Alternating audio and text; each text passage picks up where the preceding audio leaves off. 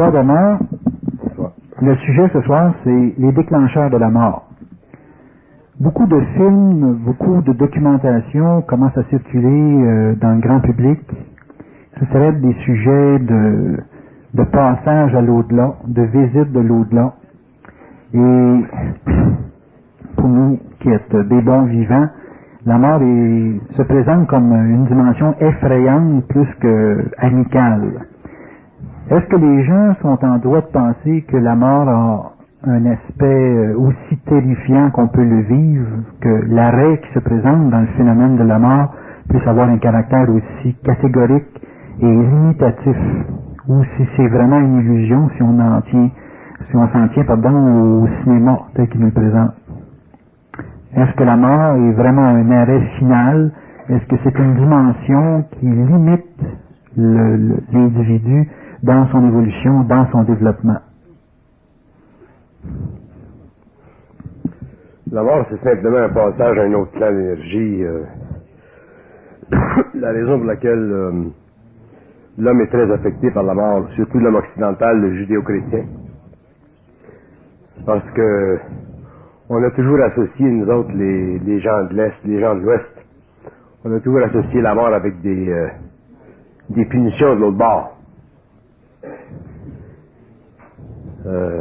Pendant l'Évolution, l'Église catholique, l'Église protestante, l'Église de la Réforme,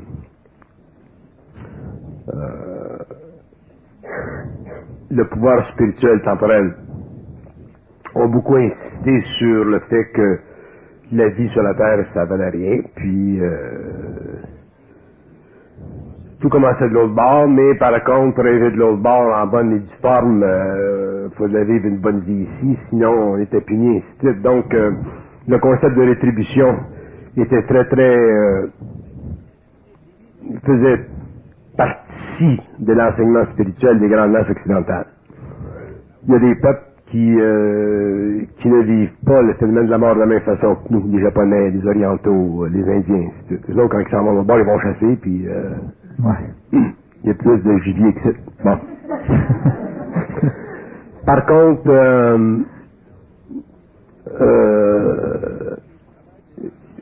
ce qui aussi inquiète l'homme par rapport à la mort, c'est la souffrance du corps physique avant le détachement des corps subtils.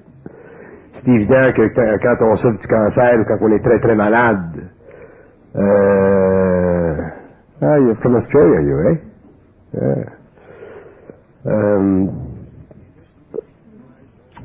Quand on souffre physiquement. Quand on souffre physiquement, la mort c'est très très difficile. On voit les gens souffrir. Ça conditionne l'ego, ça conditionne le psyché, ainsi de suite. Mais la mort en soi, c'est réellement un moment très facile parce que c'est à ce moment-là que l'homme se décompose au niveau de ses corps subtils. Donc, sa conscience passe à un autre niveau d'énergie, à un autre niveau vibratoire. L'homme entre en contact avec un autre plan, une autre dimension. Et le phénomène de la mort lui-même n'est pas ce que l'homme psychologiquement pense. Autrement dit, on peut dire de façon absolue que la mort, c'est réellement une délivrance. La mort, c'est facile. La mort même peut être une très grande joie.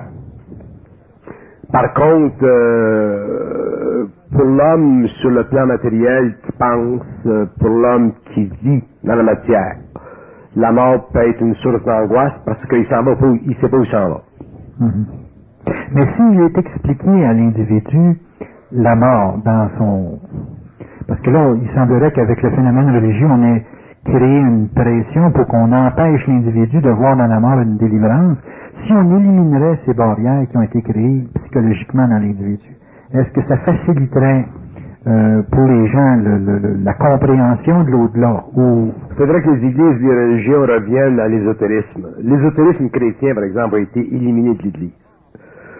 Donc, toutes les sciences occultes, toutes les sciences de l'au-delà, toutes les sciences de l'invisible, toutes les sciences de l'esprit, les sciences de l'âme, les sciences réellement importantes pour l'évolution de la conscience humaine ont été remplacées par des dogmes, par des théologies, par des philosophies spirituelles qui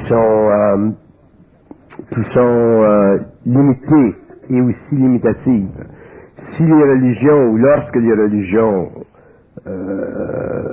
revenaient à des doctrines ésotériques, si autrement dit, les religions puisaient dans l'ésotérisme ancien de l'expérience spirituelle, que ce soit en Occident ou en Orient, à ce moment-là, les gens bénéficieraient de l'étude de récits ou de l'étude pas nécessairement philosophique de la mort, mais de l'étude ésotérique de la mort. Puis à ce moment-là, les gens l'homme serait moins affecté.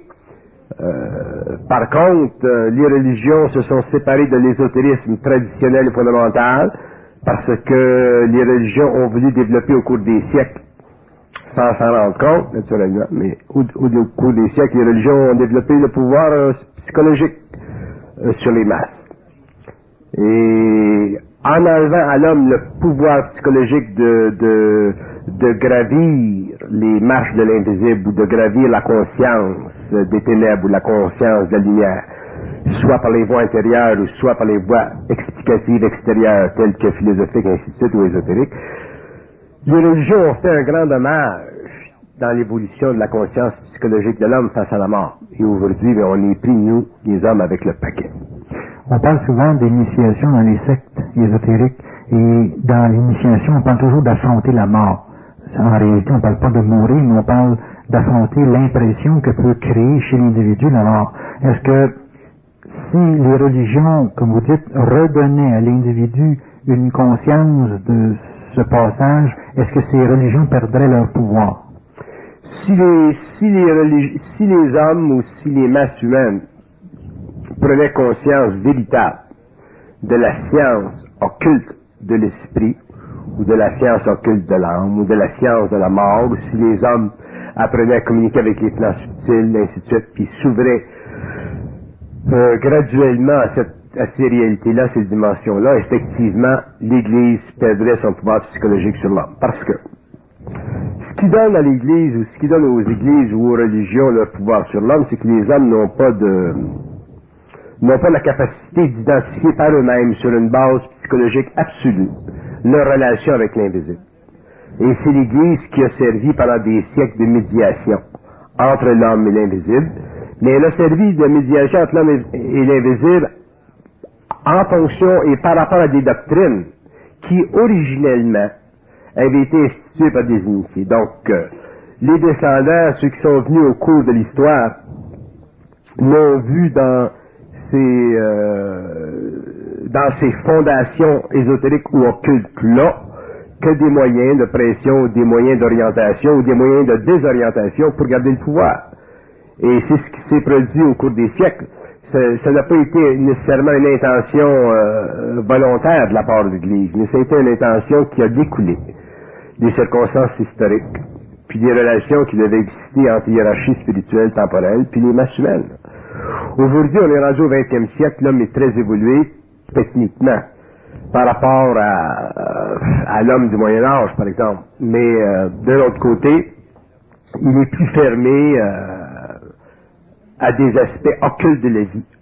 Par contre, si l'homme moderne s'ouvre à l'ésotérisme ou à l'occulte dans la vie, à ce moment-là, il est évident que les églises, les religions ou les formes anciennes de connaissances mystiques ou occultes ou spirituelles vont perdre du chemin parce que l'occultisme ou l'ésotérisme ou les sciences fermées ou les sciences cachées sont très très vivantes une fois qu'on entre en contact avec elles, dans la mesure où on est suffisamment maître de soi, dans ce sens que dans la mesure où on a suffisamment de centricité pour ne pas se laisser influencer par des courants astraux qui les ont formés et alimentés pendant plusieurs générations.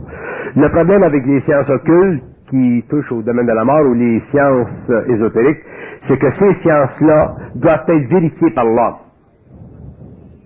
Là, vous allez dire, comment est-ce que l'homme peut vérifier les sciences occultes ou les sciences ésotériques ou les sciences de l'esprit ou les sciences de l'invisible?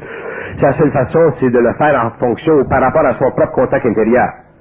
Si l'homme est affecté, conditionné, coloré dans ses perceptions, par des lectures ou des communications ou par des rencontres avec des gens qui eux-mêmes sont astralisés, à ce moment-là, il est en voie de perte de son identité.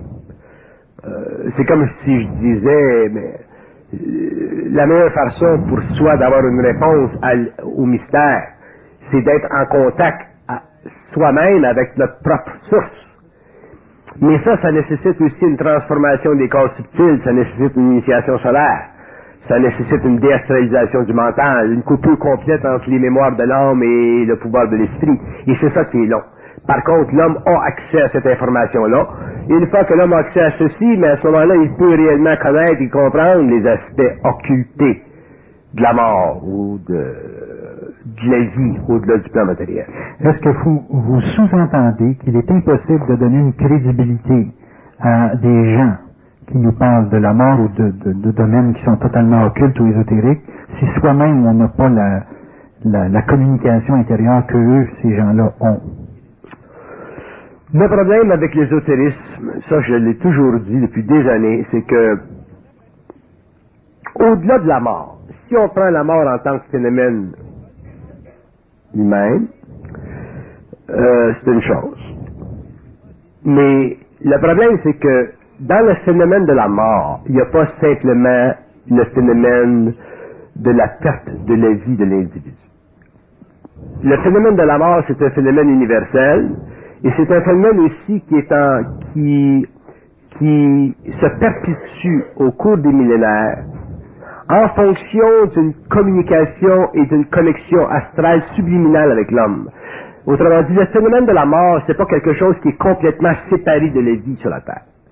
Alors, quand les hommes parlent de la mort, ils parlent de mourir, tu sors de ton corps, tu t'en vas quelque part. Ça s'arrête là, puis tu espères aller quelque part où tu es bien. En général, pour les gens, la mort, ça s'arrête là. C'est ça. Le phénomène de se réincarner, ça, ils verront ça plus tard, si c'est vrai ou si c'est pas vrai. Tandis que, si on regarde dans le phénomène de la mort, au-delà de ça, à ce moment-là, il faut considérer les habitants de la mort. Il faut considérer les habitants du plan astral. Il faut considérer les gouvernements qui régissent ces mondes-là. Il faut considérer la nature de ces gouvernements-là, leur politique, si vous voulez, leur façon d'agir par rapport à l'homme. Il faut considérer à quel niveau ces gouvernements-là ou ces forces-là travaillent et utilisent l'énergie de l'homme au niveau de la pensée et de l'émotion. Il faut considérer la nature de la vérité dans ces mondes-là. Qu'est-ce que c'est la vérité pour les morts et qu'est-ce que c'est la vérité pour les vivants? Il faut considérer aussi la relation entre la conscience humaine et ces mondes-là, en ce qui concerne leur capacité d'altérer l'énergie créative du mental humain lorsque l'énergie passe par le corps astral, passe par la mémoire de l'âme et infuse l'ego. Donc, le phénomène de la mort, c'est pas simplement un phénomène terminal.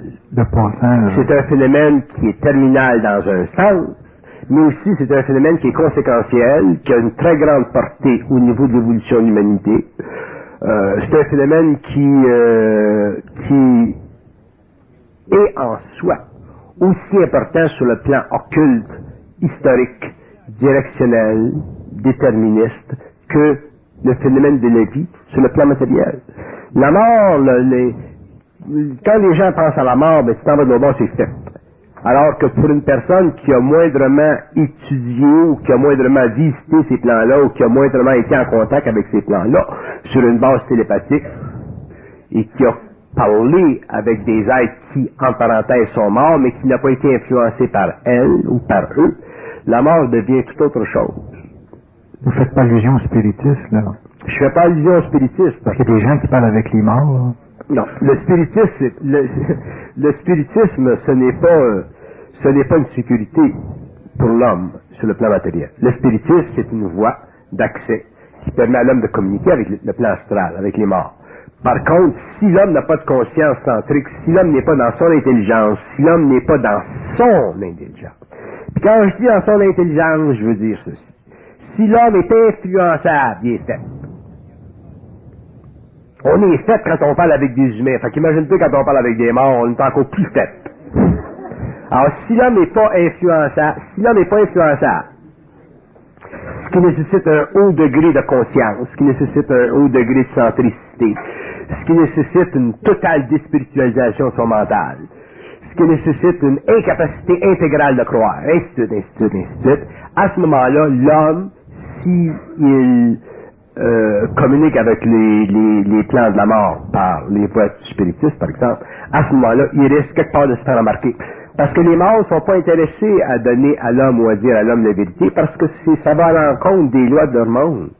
Mais est-ce que les morts ont vraiment, le mort, quand on parle des entités dans le monde des morts, est-ce qu'ils ont vraiment accès à de l'information qu'on n'a pas, nous, sur le plan des vivants? Oui, parce qu'ils sont dans un autre temps.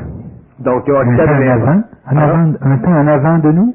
En avant, en arrière. Ils sont pas, ils n'ont pas de problème de cervelle, les autres. Donc, ils n'ont pas de problème de sens. Donc, ils sont dans un autre temps, ils sont dans une autre dimension. À ce moment-là, les morts peuvent facilement utiliser l'information à laquelle ils ont accès et utiliser cette information-là contre l'homme. Mais comme l'homme est très, très serré dans son corps matériel, il n'y a pas grand espace, il ne peut pas faire grand-chose, on est très limité, on a des difficultés à voir dans l'avenir, on a des difficultés à aller chercher les archives dans le passé, ainsi de suite. Eux autres peuvent te le fournir, cette information-là, et en te fournissant cette information-là, il est là le clincher.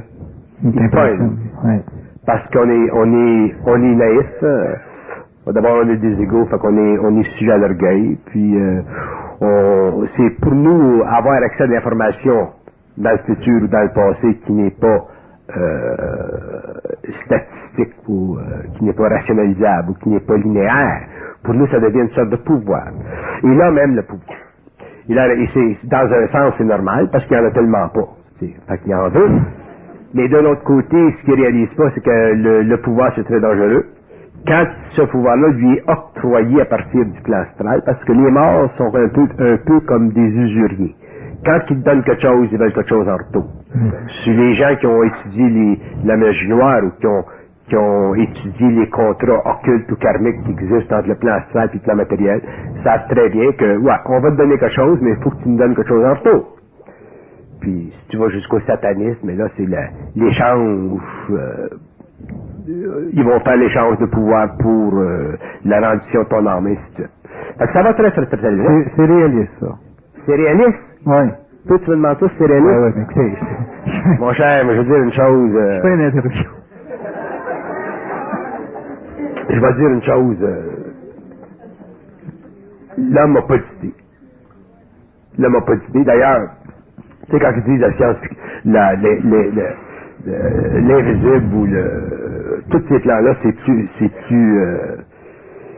plus grand que la science-fiction, hein.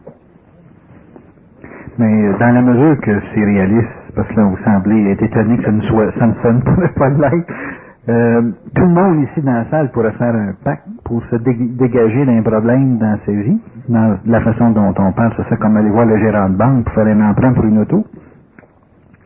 Mais ça a l'air d'être plus conséquentiel que ça. Il y a l'air d'avoir une plus grave conséquence que juste aller voir un gérant de banque. Tu peux pas faire un pacte avec l'astral. Tu fais un pacte avec l'astral au travail des méthodes qui existent et qui sont connues à ce moment-là. Trouve tes sens à l'astral puis tu deviens facilement une proie. Y a-t-il des gens qui font des pactes avec l'astral sans s'en rendre compte? Ben oui, il y a là le problème. Il y a bien des gens qui font des pactes avec l'astral puis ils s'en rendent pas compte, puis pour eux autres, c'est un jeu. Puis tu joues pas avec l'astral. Bon, ben un exemple de pacte. Les petits gars qui jouent avec le monde. Je vais t'en donner un exemple simpliste, là. Les jeunes là, qui jouent avec des Ouija boards, là. Ouais. Sans s'en rendre compte, ils font un pacte à long terme avec l'astral. Un petit gars qui joue avec un Ouija board, là, qui sera moindrement sensible, mais un petit peu sensible, là, moindrement sensible. Puis qui a de curiosité, là, puis qui sera fasciné par ces affaires-là. Un petit peu comme ton petit gars, oui, là. Bon. Puis qui fera ça pendant des années, puis des années, puis des années, puis des années, là, puis qui sera pas réellement là, enlié par son père ou des gens qu'il connaît. Éventuellement, il en arrivera à ouvrir ses sens, puis il en arrivera à être éventuellement une proie à ces forces-là. La raison pour laquelle on a des difficultés à comprendre le monde de la mort, c'est parce que nous autres, on a l'impression que quand on meurt, on est tout aussi bien que quand on était ici. Puis ça marche pas de même. Tu sais, quand tu dis... j'ai toujours dit, si tu rencontres quelqu'un qui est pas bon, qui est négatif, ça devient évident. Facile d'identifier quelqu'un qui est négatif. Tu le mets de côté, puis pas. Mais y a-t-il quelque chose de plus dangereux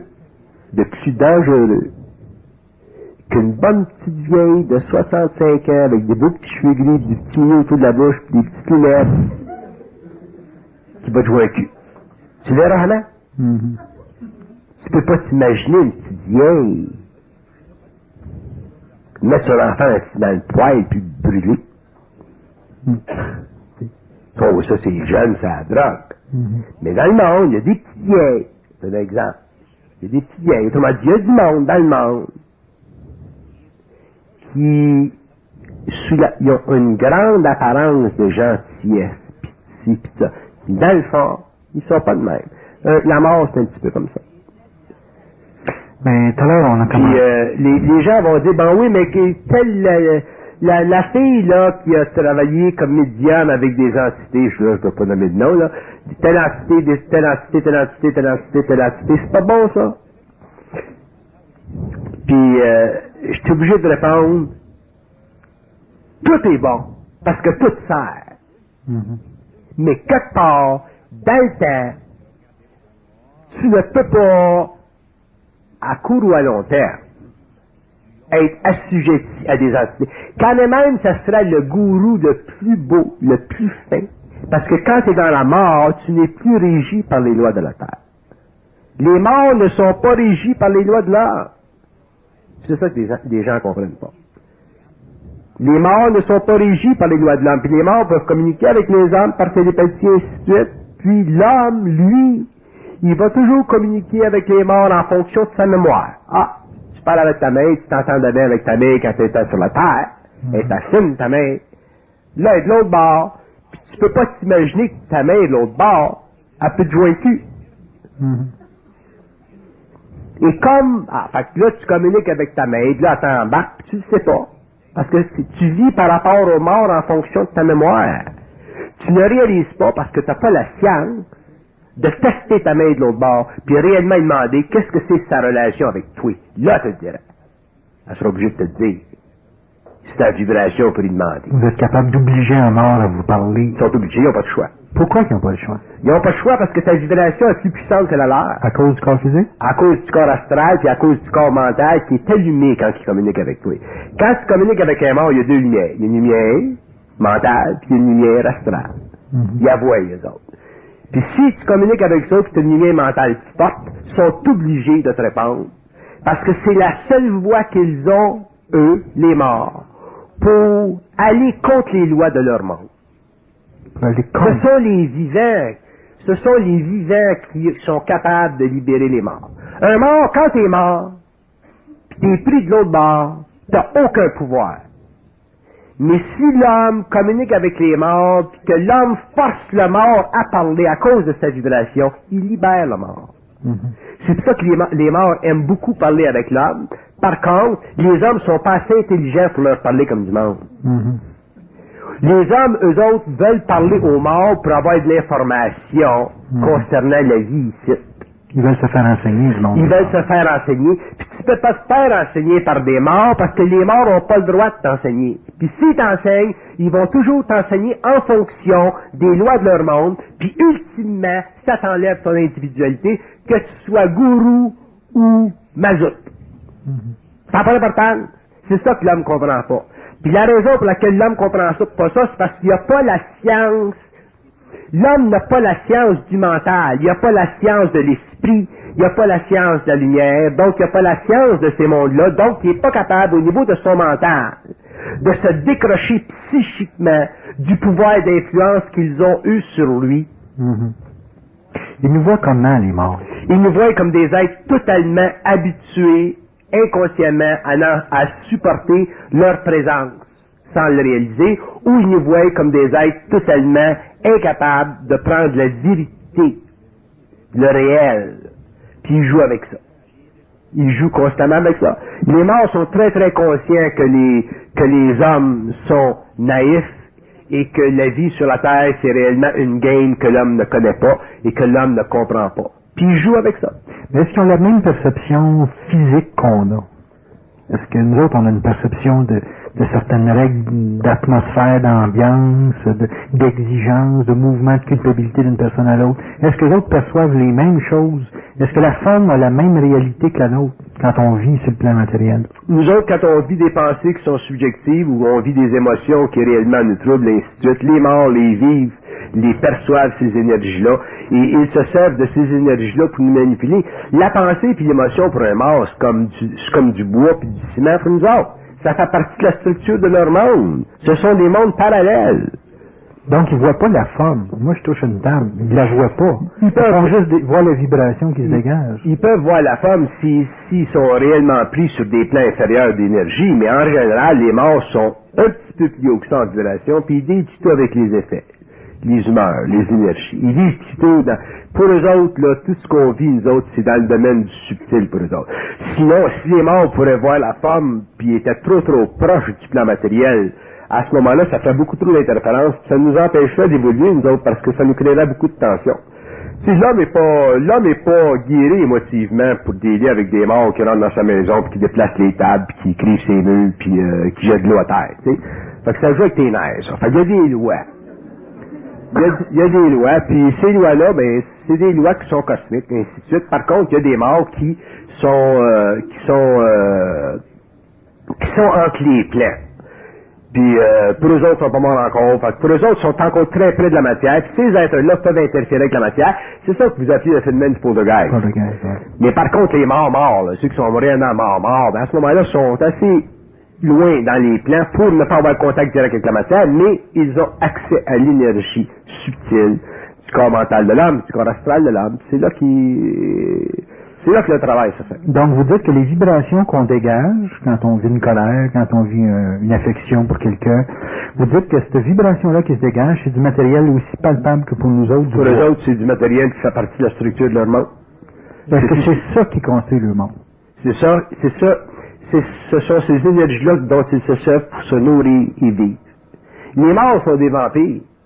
Un mort, c'est un vampire. Quand même, tu disais, ben, c'est mon grand-père, il avait une belle barbe, je m'en crisse, ton mort, il est mort. Un mort, c'est un vampire, puis on comprend pas ça. Puis la raison qu'on n'aime pas ça, voir les morts comme des vampires, c'est parce que quand ils étaient sur le plan matériel, on les a aimés. Puis on réalise pas que les mondes sont séparés. C'est d'autres mondes, d'autres lois. Puis les morts sont des vampires, puis un jour, il va falloir que l'homme le sache ça, mais par contre, l'homme va le savoir ça seulement par lui-même, intérieurement, seul. Une fois qu'il va avoir suffisamment de conscience mentale pour réellement pénétrer dans ces mondes-là par le biais de sa parole ou par le biais de sa pensée, puis de les faire avouer que effectivement le monde de la mort, c'est un monde qui est à l'inverse du monde de la vie, c'est-à-dire que c'est un monde qui est anti-homme et anti-vie. On est loin de la délivrance du début de la conférence. Là. Donc la raison que les gens ont d'avoir peur de mourir est injustifiée. C'est pas juste une affaire de religion. Non. La raison pour laquelle les gens ont peur de mourir, c'est parce que les gens connaissent pas et ne comprennent pas le phénomène de la mort. Donc, automatiquement, ils ont tendance à faire de la psychologie ou de la philosophie ou à lutter psychologiquement contre le phénomène. Bon, c'est une réaction normale parce que l'homme a des sens qui est très très pris en la matière. Par contre, les gens qui ont vécu des sorties en astral ou des gens qui ont vécu une séparation temporaire avec leur corps physique à l'hôpital, par exemple, et qui sont revenus en corps physique, qui ont été forcés de revenir dans le corps physique, ces gens-là, en général, n'ont plus peur de la mort après. Ils veulent même pas revenir, ils sont forcés de revenir, mais leur expérience démontre qu'ils ne vivent plus la mort de la même façon, même il y en a qui ont hâte de mourir dans une seconde fois, éventuellement. Donc mais les gens vivent pas toute cette expérience. Puis c'est une faveur. Les gens qui vivent ça, c'est une faveur pour eux autres. Mais le phénomène de la mort, il faut le regarder de deux façons. Soit qu'on le regarde sur le plan purement objectif, communication, télépathie, ou qu'on le regarde sur le plan purement subjectif, expérientiel, qui vient plus tard, au cours à la fin de la vie. Si on le regarde sur le plan communication télépathique, à ce moment-là, on peut apprendre beaucoup de choses sur la mort, dans la mesure où on est suffisamment centrique dans le mental pour pas être influencé par les autres et savoir comment est-ce que ça marche. comment ça fonctionne le monde de la pensée, le monde du mental. Et à ce moment-là, on peut avoir de l'information extraordinaire sur le monde de la mort, puis là, ils vont te répondre. Ils vont te l'avouer, ou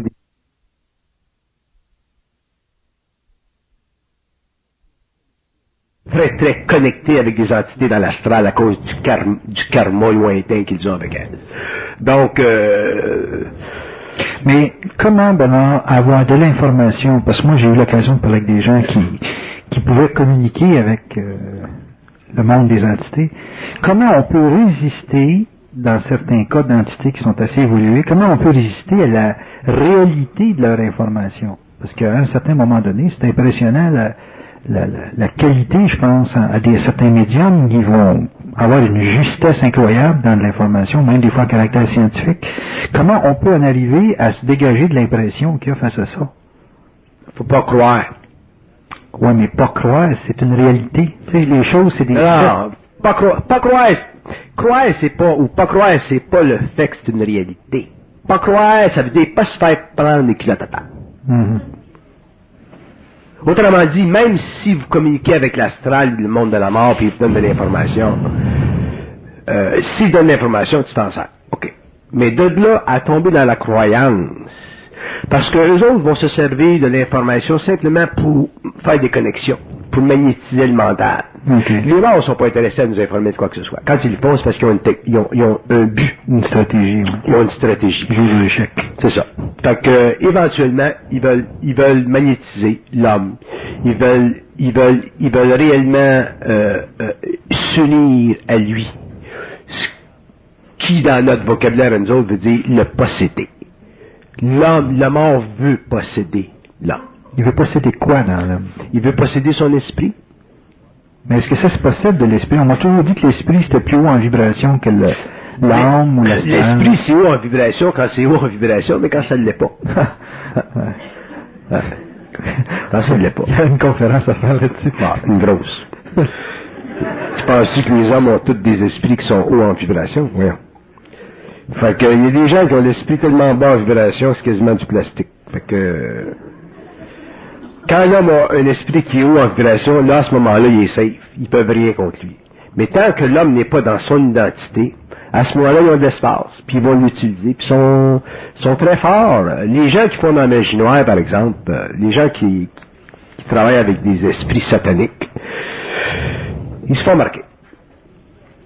Ils vont avoir des pouvoirs, mais ils se font embarquer. Heureusement que les gens en général taponnent pas trop avec ça, que les gens restent loin de ça, que les gens ont peur de ça, ou que les gens, à cause de leur éducation, leur religion, l'Église est complètement à l'envers avec des affaires de même. Puis c'est bon, parce qu'au moins ça tient le monde à distance. Parce que si l'Église avait pas été aussi rigoureuse dans sa position par rapport à tout ce qui est ésotérique, astral, ainsi de suite, il y a bien du monde qui se serait embarqué.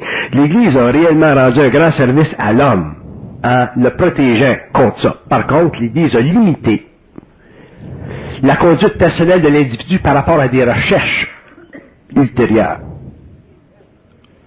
Mm-hmm. C'est ça le problème. C'est qu'autrement dit, comme ils disent en anglais, they throw away the baby with the bathtub. Bathwater, tu sais. Fait que, il faut faire la part des choses. Il y a des choses dans l'ésotérisme, l'occultisme, toutes ces sciences para-là, qu'il faut réellement protéger les masses contre, les gens.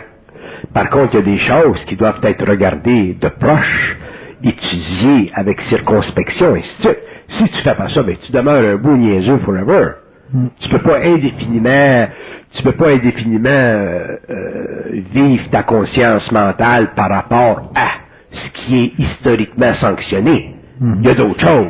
C'est comme Shriver dit dans son fameux livre, il dit tout ce qui vaut la peine d'être su sur notre planète, dans notre monde, dans les gouvernements, c'est top secret. C'est vrai. Mais tout ce qui vaut la peine d'être su, c'est top secret. Puis éventuellement, bon ben, faut que ça se démocratise l'information, faut que ça se démocratise la science, faut que l'homme ait accès à des choses qui sont de valeur et qui vont l'amener à une plus grande conscience, une plus grande réalisation de soi. Par contre, sur le parcours, il y a des dangers, et l'Église a mis l'homme en garde contre ça, puis elle a bien fait, mais d'un autre côté, elle ne peut pas indéfiniment empêcher l'homme, d'ailleurs elle ne le pourra pas, elle ne peut pas indéfiniment empêcher l'homme de regarder dans des domaines qui sont réellement extraordinairement réels. Parce que si elle le fait, ben à ce moment-là, elle retarde l'évolution de la conscience humaine. Mais si c'est pas elle qui le fait, à ce moment-là, c'est d'autres. Donc, il va y avoir des écrivains dans le monde, il va y avoir des cinéastes. Le film Ghost qui vient de sortir, ça fait pas longtemps, là. Il y a des films qui sortent dernièrement qui sont pas mal intéressants. C'est intéressant. Tu regardes ça, tu te dis, si même ça se passe. Ben, la petite fille dans sa cuisine ou la petite femme dans sa cuisine qui est allée à l'église pendant 60 ans, puis elle commence à se poser des questions. Si même ça se passe. Fait que ça ouvre l'esprit à d'autres possibilités. Donc, il y a des gens dans le monde, heureusement qu'on a le cinéma pour nous éclairer, comme on a le cinéma pour nous abrutir. Mais au moins, il y a deux côtés. Mais tu peux pas mettre de côté le cinéma parce que ça nous abrutit. Bon, mais c'est la même chose. L'Église, elle peut pas mettre de côté les autorismes ou les sciences occultes parce qu'il y a du danger. Il faut quand même laisser le monde respirer et leur donner une chance. Par contre, il faut leur rendre compte des lois profondément occultes qui sous-tendent le développement de la conscience par rapport au monde de la mort, aux communications avec l'insolite, aux communications avec l'astral, aux communications par voie du spiritisme avec des entités qui souvent, en nous parlant, nous donnent l'impression que sont bien fins, sont bien gentils. Sont gentils et accueillants. Mais où est-ce qu'il y a la délimitation dans un individu où il est certain que son esprit est assez, je dirais, haut en vibration pour se dégager de l'information qu'il peut recevoir du plan astral? Où est-ce que se situe la petite ligne, là? Parce que tout le monde a une forme quelconque de communication. Mais il doit y avoir une place, là, que tu sais que c'est ton esprit, là. Ouais. OK. L'esprit n'a aucune curiosité. C'est dans ton esprit. Ouais. T'as pas de curiosité parce que si tu lis ces choses-là ou si tu fais des expériences ou si tu rencontres des gens qui ont vécu ces expériences-là, ton esprit, l'esprit c'est pas curieux, l'ego c'est curieux. Mais quand l'ego est en communication avec l'esprit, là, quand tu as accès à ton esprit, là, il n'y en a pas de curiosité. Fait que si tu deals avec ça, si tu regardes ça, si tu étudies ça, tu vas toujours avoir ton esprit qui va te dire oui. Il va toujours te mettre une barrière. Ton esprit peut toujours te mettre une barrière. Il va dire c'est intéressant. L'esprit ça croit pas. OK. L'esprit pur, je parle, là. L'intelligence intégrale, le rayon, ça ne croit pas. Bon. Okay.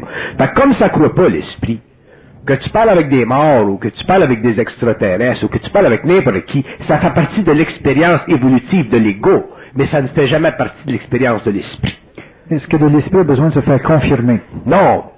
Pas plus. L'esprit a besoin de se faire confirmer parce que l'esprit, c'est une force créative rayonnante. Tu ne peux pas pénétrer de l'esprit. Ça se pénètre pas de l'esprit. Un homme qui est très très dans son esprit devient impénétrable de l'extérieur. Il peut recevoir, mais il devient impénétrable. Fait que l'esprit, ça se pénètre pas. Par contre, l'esprit, ça s'intéresse à travers l'ego. Ton esprit va s'intéresser à travers l'ego à différentes facettes d'un certain phénomène. Mais c'est toujours ton esprit qui demeure maître des conditions qui lui sont subalternes. L'esprit aime ça parler avec les morts. Par contre, l'esprit peut pas se laisser englober par les morts parce que déjà il connaît toute la game des morts. Ton esprit sait que c'est qui fait le mort, ce qu'il vit, dans quelle région de la mort qui vit, pourquoi est-ce qu'il est mort, à combien de temps il va rester là. D'ailleurs, l'esprit sait plus et connaît plus la condition du mort que le mort lui-même. L'esprit connaît les lois de la mort. L'esprit connaît tout. Donc, si tu es dans ton esprit, à ce moment-là, le mort le sait, il voit ta vibration, puis automatiquement, il est obligé de s'assujettir à ta vibration, puis là, il va te délivrer de l'information qui va servir à l'alléger, lui, puis à l'amener à changer de plan. Mais non pas à te convaincre, parce qu'un mort ne peut pas te convaincre si tu es dans ton esprit, parce que tu sais déjà ce qu'il va te dire. Puis s'il essaie de t'en passer une petite vite, tu vas l'accrocher. Tu peux pas, un mort peut pas mentir à ton esprit. Oublie pas ce que je dis, là, ton esprit. Je parle pas de ton ego. Je parle de ton esprit. si t'as pas d'esprit, t'as plus d'ego, ben à ce moment-là, il peut t'en passer une petite dite parce que tu crois. Mais si t'as une grande transparence égoïque, puis t'es réellement dans ton énergie de ta lumière, la mort, il peut pas te passer des petites dites parce que tu vois à travers. Moi, il me vient l'idée, est-ce qu'on peut être chevauché par des entités ou une entité au point que c'est elle qui parle, mais on a l'impression que c'est nous autres qui parlent, puis qu'on vit notre vie tous les jours, en ayant l'impression qu'on vit notre vie, alors qu'on vit de la vie qui est dirigée, pilotée carrément par une entité astrale. C'est exactement ce qui se passe. Il y a des hommes, il y a des femmes, il y a du monde dans le monde qui sont effectivement chevauchés. Puis tu sais, t'emploies le terme chevauché. Puis en Haïti, quand comment ça s'appelle les chamans? Non, en tout cas. Gris-gris? Non, il y a un terme pour il y a un terme pour les chamans en Haïti. En tout cas, quand un chaman en Haïti est en contact avec l'astral, les autres n'appellent pas ça de même, ils voient pas ça de même, là. Quand ils sont en contact avec les plans, ils disent justement qu'ils sont à cheval. Ils sont chevauchés. L'entité rentre fortement, ils sont chevauchés. Puis effectivement, l'homme aujourd'hui, l'homme inconscient, l'homme dans la rue, il y a des êtres qui sont réellement chevauchés par des entités, mais ils ne le réalisent pas. Puis la présence de l'entité à travers leur conscience se fait sentir de temps en temps quand ils ont l'impression de faire des choses qui sont quasiment plus fortes qu'eux autres. Ils sont pas capables de le casser. Les gens vont dire, ah ben ça c'est plus fort comme moi. T'sais, le gars, il va violer une petite fille, puis il va dire, c'est plus fort que moi, je suis pas capable de m'empêcher. Ou le kleptomaniaque, il va dire, c'est plus fort que moi, quand je passe chez Eaton, il faut que je le prenne la terre sur le comptoir. C'est plus fort que moi. Ou la petite fille qui va se dire, qui va toujours avoir l'impression d'être une pas bonne, puis une psy, puis une ça. Ou le petit gars les gens qui vivent toujours dans des états psychologiques de dépression ou de haine personnelle ou de diminution personnelle, ça c'est de l'astral. Ces êtres-là sont chevauchés. Un être humain qui est moindrement conscient, qui a moindrement de lumière, ne peut pas vivre ces pensées-là. Il peut les vivre de temps en temps, mais il ne peut pas les vivre d'une façon permanente. Que tu aies des pensées de même qui te rendent, parce que quand même la pensée c'est un grand système de téléphonie, c'est normal. Tu es intelligent, tu sais que tu n'es pas comme ça, tu t'en occupes pas de ces pensées-là. Mais il y a des gens qui vivent réellement, qui sont très très assujettis à des formes de pensée, qui les dominent pendant des années et des années et des années, et ce sont ces entités-là qui, éventuellement, ultimement, ruinent leur vie.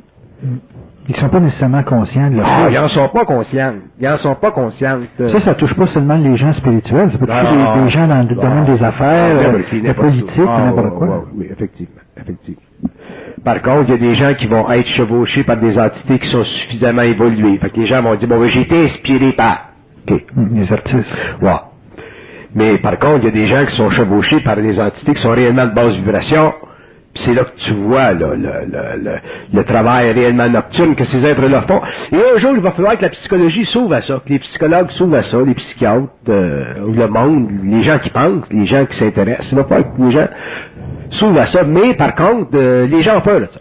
Oui, mais c'est parce que justement, si on dit que ouvrir un intérêt ou une communication avec les plans, on n'est pas capable de faire la différence entre ce qui est astral ou ce qui est de l'esprit.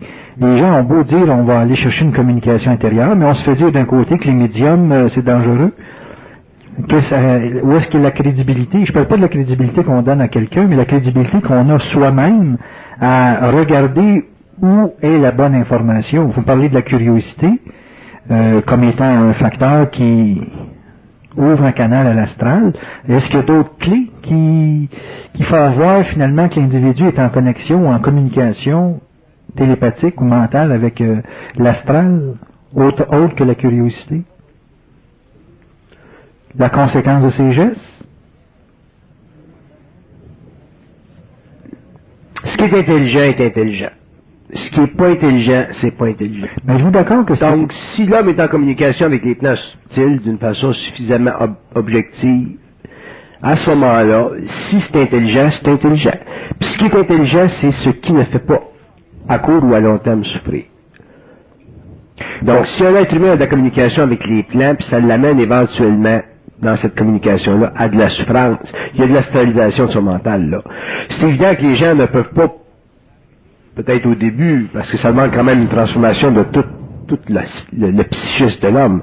Peut-être que l'homme peut pas, au début, voir la différence entre ce qui est astral et ce qui est mental.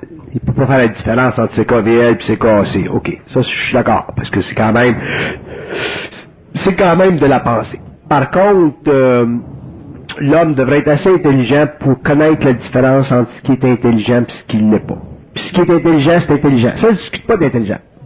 Par contre, si le gars se laisse embarquer par quelque chose qui n'est pas intelligent parce que il y a toutes sortes de facteurs personnels, intérieurs, émotifs, à ce moment-là, il se fait embarquer, là, ça fait partie de son expérience, puis un jour, il va réaliser qu'il a fait une gaffe parce qu'il a suivi un mouvement d'énergie qui n'était pas intelligent puis qu'il l'a astralisé. Non, moi aussi, les conséquences sont là. Donc, ma définition ou ma façon d'expliquer la différence entre ce qui est astral puis mental, c'est de dire toujours, si c'est intelligent, c'est intelligent. Si ça vous amène plus loin, créativement, si ça vous sert. Mais si ça vous dessert à ce moment-là, vous laissez astraliser. Fait que ça, c'est le seul paramètre que pour le moment l'homme a. Si l'homme a plus de communication, si l'homme a plus grande conscience, là, ça devient plus évident à lui, parce qu'il est plus centrique. Donc, ça devient plus évident pour lui ce qui est intelligent, et ce qui ne l'est pas, et ainsi de suite. Mais dans le début de ce développement-là entre la conscience égoïque et la conscience subliminale, l'homme doit être assez intelligent pour s'assurer que son contact avec les plans ne l'amène pas de la souffrance. Si ça t'amène à de la souffrance, c'est pas intéressant. Je te donne un exemple. Bon. Moi, je sais que, par exemple, qu'au Québec, il y a des gens qui se sont fait dire par les plans, vends toute ta maison, là, puis achète-toi une roulotte, va-t'en Saint-Jovite, puis attends. Les extraterrestres vont descendre. Le gars, il vend sa maison, il amène sa femme, ses enfants, il s'en va à Saint-Jovite dans sa roulotte, puis là, il attend. Là, tu vas attendre longtemps, mon cher. Comprends-tu? Fait que là, finalement, il n'y a plus d'argent, il met sa femme de sac-là éventuellement, parce que les femmes sont bien intelligentes, plus que nous autres. Puis, éventuellement, mais, il a appris. Ça va l'avoir amené à voir la game. Puis, il y a des gens qui vivent des expériences comme ça. Les gens qui sont les plus occultés, les plus occultifiables, les plus spirituels, les plus psychiques, les plus sensibles, les plus partis. Les gens qui sont réellement la crème de la crème, mais qui sont soufflés comme des ballons. Okay? Parce que la crème de la crème, au début, est soufflée comme des ballons. La crème de la crème est très, très naïve au début. Autrement dit, la crème de l'humanité, c'est la partie la plus naïve de l'humanité. Puis cette crème-là, il faut qu'elle soit un jour reste. Il faut qu'elle passe du 35% puis qu'elle devienne du 8%. Comprends-tu? Mais au début, là, c'est du 35%, là, puis tu fouettes ça, là, puis ça gonfle la crème de la crème. Puis là, ce sont ces gens-là qui sont les premiers à s'intéresser à ces choses-là, puis à vivre des expériences, puis à devenir des grands êtres spirituels. Puis ça, c'est bon. Mais d'un autre côté, au bout de ça, ils ont beaucoup de souffrance, que moi j'appelle une initiation.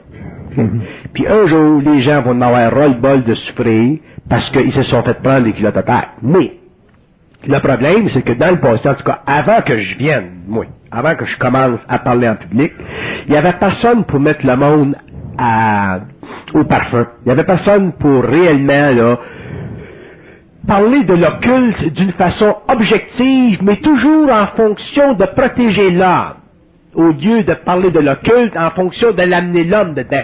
C'est facile d'amener l'homme dedans. Mais pour réellement là, tasser l'occulte, là, puis mettre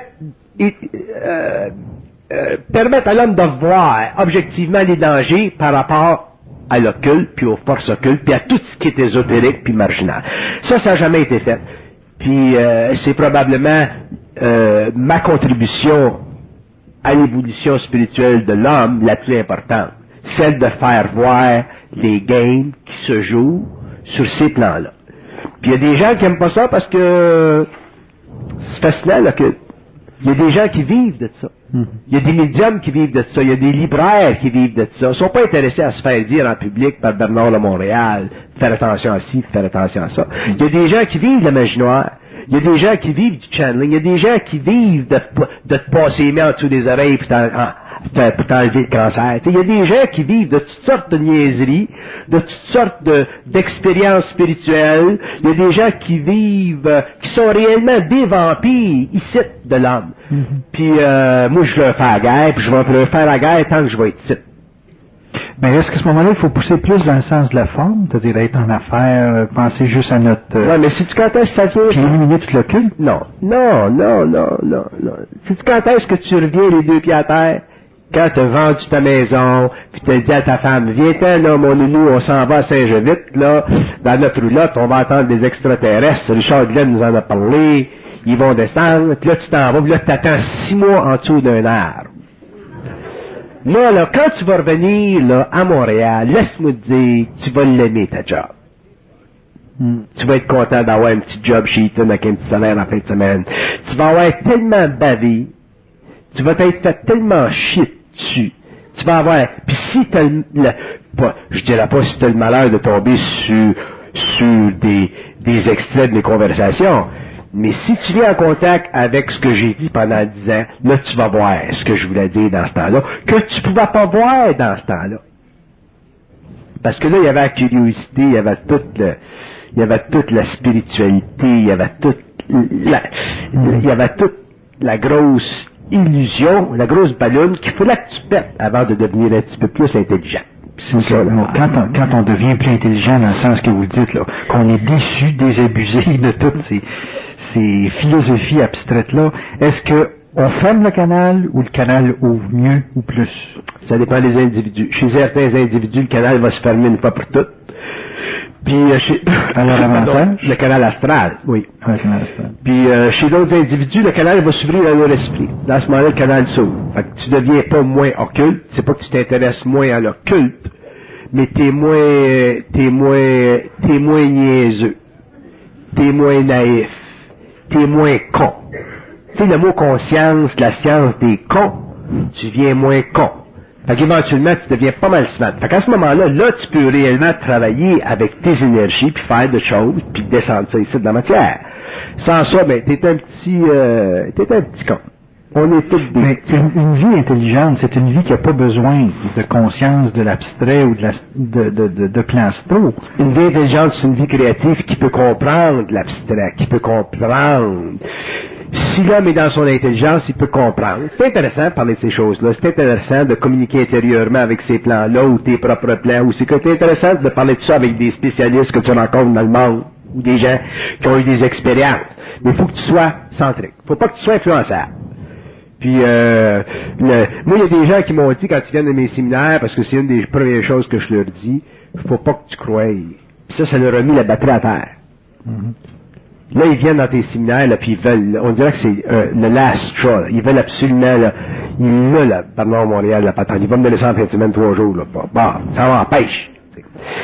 Puis la première chose que je leur dis, c'est tu peux pas te permettre de croire. Là, ça leur met à la table. Ils tombent en dépression. Une fois qu'ils tombent en dépression, il dit j'ai tout enlevé son fun.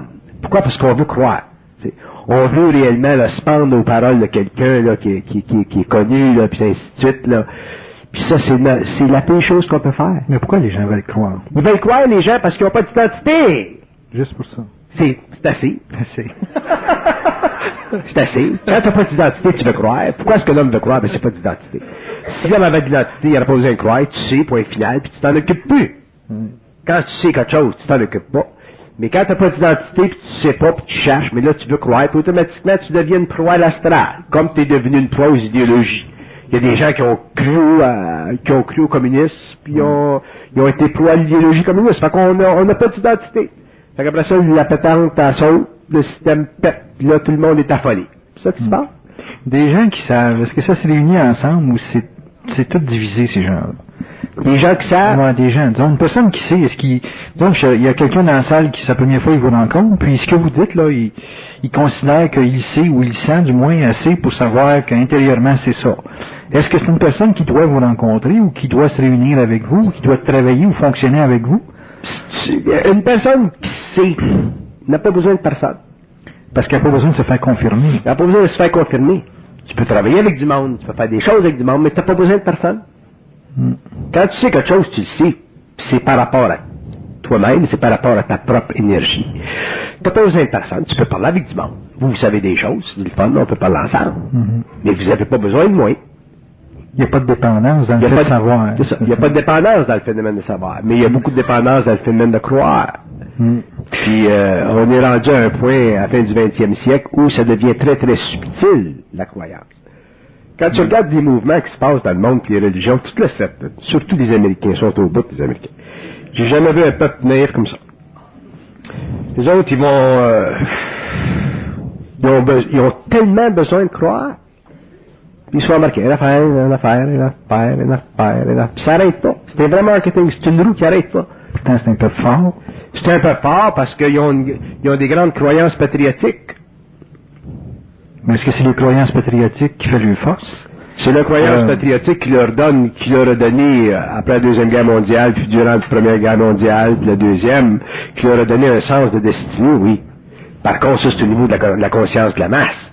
Mais au niveau individuel, les Américains n'ont pas d'identité. On regarde les Arabes, là, avec le fanatisme religieux. Même chose, maintenant.